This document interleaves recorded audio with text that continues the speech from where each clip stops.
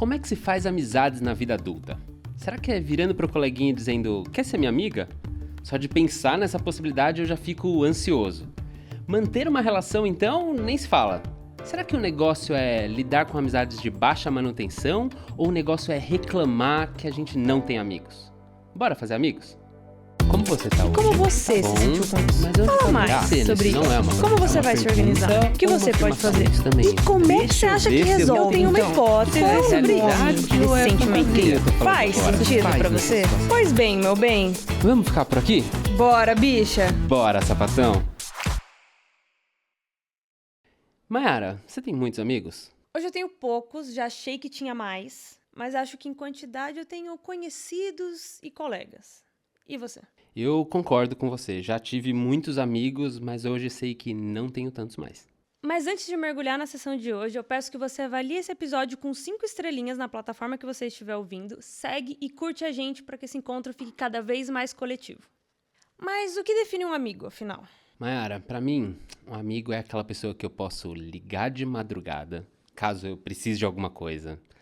Eu acho que é alguém que tá comigo em todos os momentos possíveis que me são importantes, sejam eles bons ou ruins. É aquela pessoa que eu preciso contar toda hora, sabe? Pra você, o que é ser um amigo? Pior que eu nem sei se eu quero ligar pra alguém de madrugada. Eu acho que eu diria amigo como uma pessoa que eu posso ser eu mesma. Ficar confortável, não ter que pisar em ovos, criar uma máscara, sabe? Eu acho que o primeiro conceito de amigo que eu tive era aquela época da escola. E nos primeiros anos, eu tive uma amiguinha que era pra tudo. Aquela amiguinha fazia trabalho, aquela amiguinha que estava comigo no lanche. Mas essa amiga falta, né? As pessoas ficam doentes, as pessoas saem de férias. E aí eu falava com quem? Quem que ia sentar comigo no intervalo? E ali eu senti que eu tinha que ser gostável. Então, fazer muitas amizades. Não no sentido de fortalecer uma amizade mesmo, mas de que todo mundo gostasse de mim. Então, eu tiraria notas altas, porque o pessoal nerd gosta de gente inteligente. Mas eu ia ser muito boa na bagunça, porque o pessoal do fundão vai fazer bagunça. Vou conversar com a galera do meio, que fica um pouco aqui, um pouco ali. Porque aí pode faltar qualquer um. Eu não vou ficar sozinha. Faz sentido? Faz total sentido. E eu gosto muito da palavra que você usou, que é gostável. Acho que eu nunca tinha parado pra pensar nela sendo aplicada no lugar daqui. Mas vou usar a referência da escola, então. Eu sempre fui muito sozinho, né? Eu era filho único, então tinha lá meus primos e afins, mas nunca foi a pessoa que estava com as pessoas. Então, talvez dentro de um lugar do gostável, o que eu fazia era fazer com que as pessoas gostassem de mim. Porque então elas iam me chamar pra fazer as coisas. E eu não ia ficar mais sozinho. Não que isso funcionasse muitas das vezes, mas exemplos possíveis é que a pessoa que hoje tá aqui de salto e tudo mais, jogava futebol às quartas à tarde com todos os outros meninos. Eu não gostava de futebol. Eu detestava estar na escola de novo, à tarde, numa quadra. Mas eu me obrigava a estar naquele lugar para fazer amigos. Talvez eles me recebessem lá. Ninguém me colocava no time, porque eu era péssimo. De fato, eu era péssimo. Mas eu tava ali tentando fazer o meio de campo, usando até a brincadeira do futebol, olha. Talvez não só ali no futebol, mas outras atividades tantas eu fui fazendo ou estando com as pessoas pra tentar ter amigos. E aí, por que eu falei de tentar ser a pessoa que as pessoas gostavam, né? Porque quando eram atividades minhas, ou algo que eu gostaria de fazer, igual, por exemplo, teve uma época que eu queria aprender a tocar violão. E eu falei com um amigo da escola que eu queria tocar violão. E ele falou, não, eu não gosto de violão. E eu nunca fui atrás de fazer violão. Porque eu não tinha com quem fazer, então eu não vou fazer.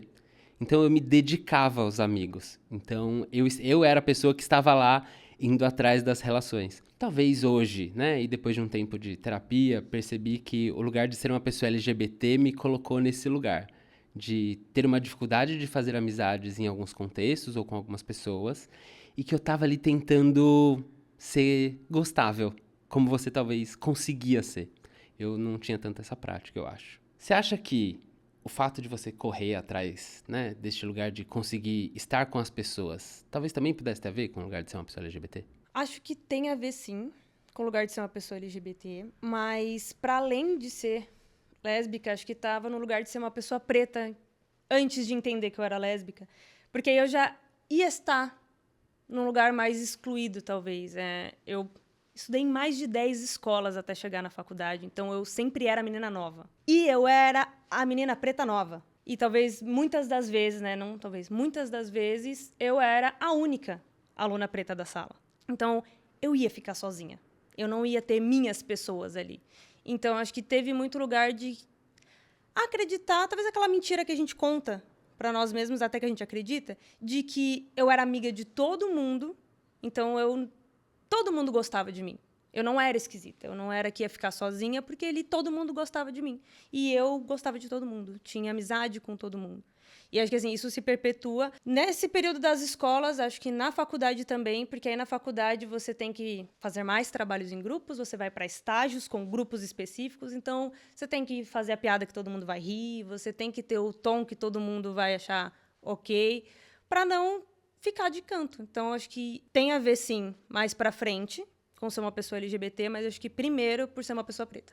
Na época do ensino médio, né, avançando na minha idade aqui, na minha história da amizade, eu fiquei pensando que eu era parte do grupo dos excluídos. Com certeza, porque aí ali eu já não sabia e já conseguia dizer que eu não queria jogar futebol. Eu tinha lá meu lado nerd, que gostava muito de estudar, mas eu sempre gostei muito de quadrinhos, sempre gostei muito de ler. E nem todo mundo gostava, eu achava meio infantil, mesmo já, né, sendo de outras origens ali. E eu ficava num espaço que era do limbo, que é o espaço da adolescência, inclusive, né? Que é o lugar onde você está se descobrindo, você não sabe muito bem quem você é, e fazer amizade, nossa, foi um pavor naquela época, foi um pavor, assim. E aí eu encontrei pessoas que também tinham este pavor de estar nos outros lugares, e aí a gente se junta. Né? Então, porque eu estou horrível sendo a única pessoa perdida no universo, e aí você descobre que tem outras pessoas que têm essa mesma experiência. E aí você começa a se juntar e elas são um grupo, né? Existe um coletivo ali que faz parte disso. Então, eu comecei a ter alguns amigos, uma certa proximidade. Mas ainda assim, era muito difícil. E aí eu fiquei tentando pensar que nessa época eu tinha um melhor amigo. Como é pra você entender o conceito de melhor amigo? Acho que também é um conceito que muda. Eu já tive a ideia de que melhor amiga ia ser aquela pessoa para tudo, pau para toda obra, quase monogâmico, assim. Esse amigo está em todos os espaços, serve para todos os lugares. Mas hoje em dia acho que eu não acredito mais na ideia de uma única pessoa estar em tudo e servir para tudo. Né? Trago a ideia do servir, sendo bem psicanalista de novo, mas Freud dizia que todas as nossas relações elas têm um benefício. A gente só tem uma relação se ela te trouxer algum benefício, algum prazer. E acho que ter um amigo que te dê prazer em todos os espaços, que te dê benefício em todos os espaços, é fantasioso, tal qual o príncipe, a princesa que vai vir no cavalo branco te salvar e mudar a sua vida por completo. E aí acho que hoje eu entendo que talvez nós tenhamos um lugar plural, melhores amigos. E esse lugar plural constrói esse melhor amigo ideal da fantasia. Bem uma ideia de rede de apoio. Então, nós temos, sei lá, os amigos do trabalho, para quem eu vou reclamar do trabalho e que vão entender esse espaço. Teus amigos baladeiros que viram à noite e que naquele final de semana que eu quiser virar à noite, é com essa galera que eu vou sair. Mas não necessariamente precisa ser todo final de semana, me encaixar nesse espaço que talvez não faz tanto sentido para sempre, né? Então, acho que eu entendo assim, um âmbito mais plural de melhor amigo. Você ainda tem seu melhor amigo? Olha, o amigo da época da escola, do ensino médio, eu não tenho mais como melhor amigo. E aí, isso pra mim hoje é super tranquilo de poder dizer que ele talvez seja um colega, né? Seja uma pessoa que foi rebaixado de cargo, mas não porque eu deixei de gostar dele, mas porque hoje talvez na minha vida ele não tenha a mesma função e sentido que tinha em outro momento. Porque a gente muda, as pessoas mudam, as relações mudam. E não tem problema, em algum momento da sua vida, você ter um melhor amigo e depois ele não estar mais naquele lugar. Eu acho possível porque nós somos mutáveis, né? A gente frequenta espaços diferentes, estamos em lugares diferentes. E acho que conhecer pessoas e estar disposto dentro dessas relações pode fazer com que essas categorias mudem. Hoje, eu não acredito muito no melhor amigo que ocupa todos esses lugares também. Até porque ter alguém que te satisfaça, né? Que ocupe este lugar com um servo, né? Subserviente, assim, né? Aquela pessoa que tá ali pra tudo, pra qualquer coisa e tal. Nossa, me parece tão do lugar de usufruir do lugar do outro, né? Então, é o Don Quixote e o Sancho Panza que tá lá dentro da referência de que esta pessoa está aqui, ó, pra fazer tudo por você. E não, eu não acho que a gente tem que fazer tudo pelo outro, né? Tem alguns limites que, inclusive, dentro da amizade a gente precisa respeitar, né? Para que a gente possa fazer com que elas sejam possíveis. E aí eu fiquei pensando aqui que você falou melhores amigos, e em redes sociais tem essa categoria, né? Tem a estrelinha dos melhores amigos. Fiquei pensando que em outros momentos de rede social, eu tinha 5.000 amigos numa rede social. E eu achava aquilo o máximo, porque me deu uma fantasia de que eu tinha tudo aquilo de gente que estava disposta a estar comigo. E aí, uma vez em algum assunto, falando sobre alguma dessas pessoas que estavam nas minhas redes sociais, meu marido falou assim, não, mas ele não é seu amigo, ele é seu colega, né? Não, ele é meu amigo. Não, ele é seu colega, porque na verdade, inclusive, eu acho que você nem conhece ele pessoalmente, no máximo da internet. Eu falei, não, mas espera aí que amigos de internet existem. Ele falou, tá, mas ele é seu colega, né? Aquilo foi um choque pra mim. Levei para a terapia uns tempos depois, não nego, e eu me dei conta de que eu tenho muito mais colegas do que amigos. Porque não é que eu não posso contar com essas pessoas, mas é que talvez essa relação não seja da categoria que eu nomeei como amigo. Como o exemplo que a gente começou o nosso episódio hoje. E tá tudo certo, porque as pessoas podem ser nossas colegas. Elas estão dentro da relação. Levando para o lugar da psicologia, eu entendo que como ser humano estamos e vivemos em relação. Eu só estou aqui porque você também está e esta relação nos nutre de alguma maneira. E para que esta relação exista, seja de colega, amigo, melhor amigo ou qualquer outra possibilidade de nomeação que a gente precisa ter uma intenção. E aí eu vou trazer, então, uma polêmica de algo que rodou a internet recentemente, inclusive, que é sobre amizades de baixa manutenção. Mayra, você acredita em amizade de baixa manutenção? Eu acho que temos 2 pontos dessa situação.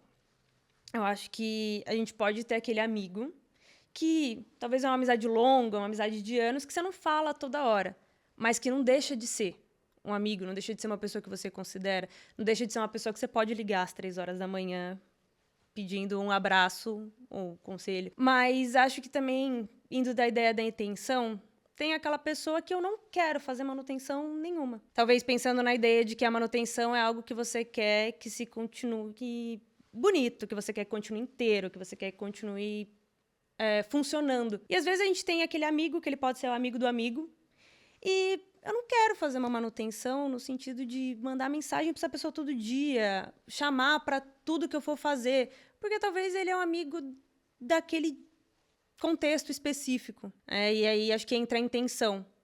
E talvez a baixa manutenção esteja aí. Ou talvez é só não exista nesse contexto. Talvez exista no contexto da amizade longa. Então, que eu ligo às vezes, pergunto como é que tá, dou aquela ajeitadinha. E isso funciona para os 2 lados. Acho que a baixa manutenção, né, a manutenção da amizade, ela tem o sentido do ir e vir. Então, eu estou disposto a isso, a outra pessoa está disposta a isso, e funciona para nós. Porque aí a gente vai voltar ao sentido do benefício. Se eu tenho que me jogar e nossa, tenho que mandar mensagem para fulana agora, tenho que ligar para fulana para saber como ela tá. Tô me forçando a fazer algo que eu não tô afim. E aí, talvez isso não é baixa manutenção. Isso talvez é uma amizade que não exista ou um outro contexto de relação. Talvez essa amizade longa que você manda uma mensagenzinha ou encontra, ok, a manutenção foi feita, a ajeitadinha existe. Mas para você acha que amizade de baixa manutenção existe? Ou isso é uma ideia, uma nomenclatura que a internet trouxe? Achei legal que você trouxe 2 exemplos diferentes de uma possível leitura que a gente tem sobre isso, né? E eu concordo com elas, mas eu talvez traga um ponto que seja diferente. Tô entendendo que o que a gente tá chamando de baixa manutenção aqui é aquela amizade que talvez às vezes a gente nem quer mais manter tanto assim, só que você também não quer dizer pra pessoa, oi, não quero mais ser seu amigo. Porque de fato, talvez não é que eu não queira, só que tá lá, né? Assim, às vezes desgasta, às vezes a vida segue para outros caminhos. E a gente vai encontrando novas pessoas, e estando em novos lugares, e fazendo outras coisas.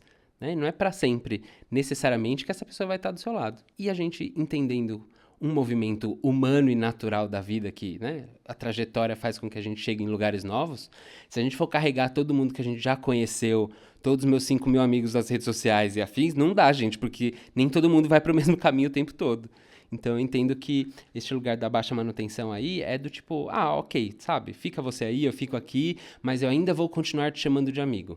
Não. Talvez a gente possa mudar esse nome, tá? E o outro ponto que você trouxe, eu não nomearia como amigo de baixa manutenção. né? Aquele amigo que a gente já viveu muito, ou que a gente tem aquela única história, mas que ela é memorável, para que ela seja fiel ao nosso coração, tatuado no braço ou qualquer outra coisa do tipo, eu não diria que é uma amizade de baixa manutenção. Eu diria que é uma amizade, né? Algo que talvez já esteja ali intrínseco na nossa existência de pessoas, de relacionamento, que faz com que seja suficiente para dizer, olha, eu lembro de você, você lembra de mim, isso aqui é fantástico. Talvez a gente não se fale todos os dias, porque a vida pode ter feito cada um seguir para um outro lado, mas eu tenho um carinho, um orgulho, um desejo para que você tenha uma vida tão incrível e maravilhosa, e que talvez eu não precise ficar reforçando obrigatoriamente isso todo momento, né? Porque já está bem estipulado. Mas é isso, eu não chamaria de amizade de baixa manutenção, eu chamaria só de amizade. Você falou uma coisa faz um tempinho, que é rebaixar de cargo, né? Eu achei engraçado porque amizade não é regime CLT, né? Que você não pode rebaixar o funcionário. E, assim, talvez a pessoa mude o formato.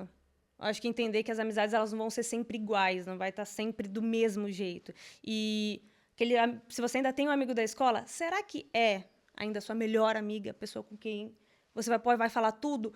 Ou é uma amizade que ela existe, tá nesse lugar, ocupa, né, o seu lugar, mas não é a amizade do cotidiano, não é a amizade do trabalho, não é a amizade tem um outro lugar. E acho que até para entender que tipo de amigo a gente é. Que, na verdade, quando você fala como que o outro é seu amigo, talvez pensar como que a gente está sendo amigo também. Então, se eu não sou a pessoa que manda mensagem todo dia, que liga, eu vou reclamar que meus amigos não estão me ligando? Que meus amigos não estão me mandando mensagem? Entender como que você está sendo amigo hoje. Acho que na época da escola, você tem muita disponibilidade na época da escola para estar voltando para jogar futebol, para ir fazer uma aula de dança, para ir fazer alguma coisa e estar sempre com aquele grupinho. No trabalho tem um lugar cotidiano, né, de estar todo dia com aquelas pessoas. E aí acho que estar todos os dias faz com que uma amizade flua mais fácil, né? Penso, se eu não estudo mais, se eu trabalho sozinha, como é que eu faço amigos? Até porque amizade não é só sobre a relação de infância, né? A gente precisa falar que você conhece pessoas na vida adulta o tempo todo, seja do bom dia, no lugar onde você toma um café, seja na pessoa do trabalho que acabou de entrar na sua equipe e que precisa ser reconhecida dentro daquele grupo também. É uma boa pergunta. Como é que eu faço amizades na vida adulta? Bom, a gente pode chegar para a pessoa dizendo: oi, você quer ser meu amigo? Você não se sente um pouco ridículo? Me parece aquele negócio meio filme americano, sabe? A pessoa acabou de se mudar pra casa do lado e você vai lá: oi, te trouxe uma torta de mirtilo, que você acabou de se mudar. Quer conversar? Sei lá, janta na minha casa na terça. Você não tem essa sensação? Não sei, me dá uma sensação de ser ridícula. Talvez dê mesmo, mas eu vou dizer que eu tenho tentado. Por quê?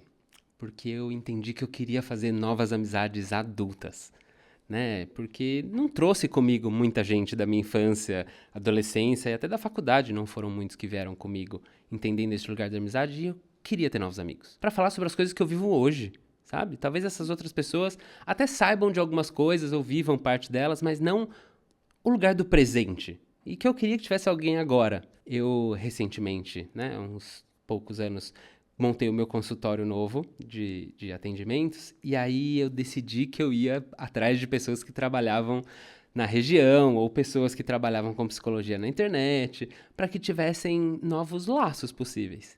E para algumas delas foi do tipo: oi, gostei muito do seu trabalho. Ou, trabalho aqui perto, no prédio da frente. Vamos tomar um café pra gente, né, tentar conversar, trocar, ver se funciona? Tiveram relações que têm perdurado. Outras, entendi que talvez não. Talvez mais possa ser um colega, pode ser alguém que eu indique para algum tipo de trabalho e afins. E teve um outro exercício que eu comecei a fazer, que me dá um manejo, inclusive, para falar com os meus pacientes e talvez com você que está nos ouvindo. Vá atrás de coisas que você gosta. Eu gosto muito de ler, né? Na adolescência li os quadrinhos e sempre gostei muito de leitura. Meu consultório é cheio de livros, principalmente LGBTQIAPN+.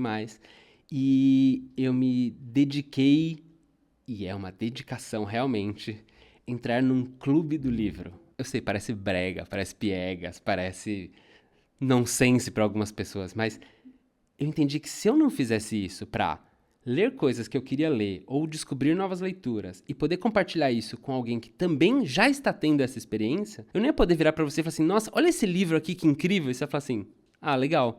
Não, aquelas pessoas já estão dispostas a estar naquele lugar fazendo aquela coisa. Então, se eu estiver lá também, a chance de que a gente possa ter um mínimo de troca já é fantástico. Entrei neste clube do livro faz 2 anos. Fiz o meu melhor amigo? Não fiz. Fiz grandes amizades? Talvez estejamos num caminho, porque é um processo. Né? Não adianta eu conhecer alguém hoje e dizer que amanhã ele é meu melhor amigo, como talvez a gente fazia na infância, né? Ou eu tive vários melhores amigos na infância, pensando desse jeito. Mas hoje em dia as coisas são diferentes, né? A gente precisa de um tempo, inclusive um tempo para se dedicar às amizades. Eu acho realmente admirável. Acho que do meu lugar neurótica e até um pouco rígida, virar pra alguém e falar: quer ser meu amigo? Quer ser minha amiga? Dá uma tremedeira, assim. E eu acho engraçado você falar, porque eu acho que a nossa amizade começou desse jeito. Confesso que eu achei ele um pouco o esquisitão, que quer muito fazer um amigo. Mas acho que se não fosse, talvez, o seu jeitinho de perguntar, de responder um story, de mandar uma mensagem, talvez a gente não fosse amigos, porque talvez eu não ia fazer esse movimento com muito medo de ser ridícula. Falei assim, nossa, gente, eu tô chata já, essa pessoa não me aguenta mais, não vou conseguir fazer um amigo desse jeito. E talvez seja resgatar um pouco disso, da infância sem vergonha, de ser ridículo, porque se a gente parar pra pensar em amizades infantis, você tá lá num parquinho, ou você tá lá no refeitório, você fala, posso sentar aqui? Posso brincar com sua boneca? Olha, meu carrinho, minha boneca, enfim.